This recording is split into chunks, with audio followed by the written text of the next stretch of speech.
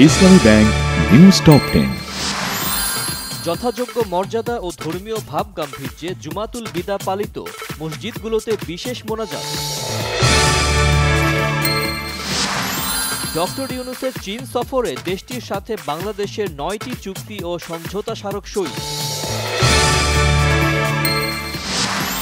বিএনপির সিনিয়র যুগ্ম মহাসচিব রুহুল কবির রিজভী বলেছেন, বিগত 3টি নির্বাচন সুষ্ঠু হয়নি বলেই 5 আগস্টের প্রেক্ষাপট তৈরি হয়েছে।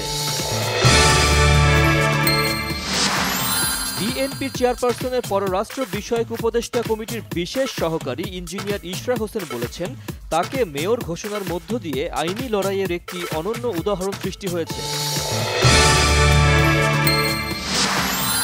নির্বাচনী ফায়দা নেয়া ও আওয়ামী লীগকে পুনর্বাসনের জন্য কূটনীতিতে যুক্ত হচ্ছে কিছু দল, মন্তব্য করেছেন জাতীয় নাগরিক পার্টি এনসিপির দক্ষিণাঞ্চলের মুখ্য সংগঠক হাসনাত আব্দুল্লাহ। ঈদ করতে ঢাকা ছাড়ছে মানুষ। কমলাপুর, সায়দাবাদ, মহাখালী ও গাবতলী দিয়ে ভোর থেকেই ঘরমুখো মানুষের ঢল। সড়ক দুর্ঘটনায় ঢাকা ময়মনসিংহ মহাসড়ক ও কুষ্টিয়ায় মা শিশুসহ 4 জন নিহত হয়েছে। ঈদ সামনে রেখে সেমাই, চিনি সহ কিছু পণ্যের দাম স্থিতিশীল থাকলেও বেশিরভাগ নিত্য পণ্যের দাম চড়া।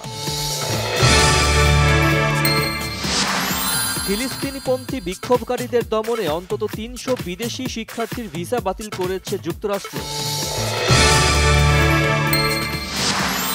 ঘরের মাঠে ওসাসুনাকে 3-0 গোলে উড়িয়ে প্রতিশোধ বার্সেলোনার। পাশাপাশি স্প্যানিশ লা লিগায় শীর্ষস্থান দখল করেছে দলটি।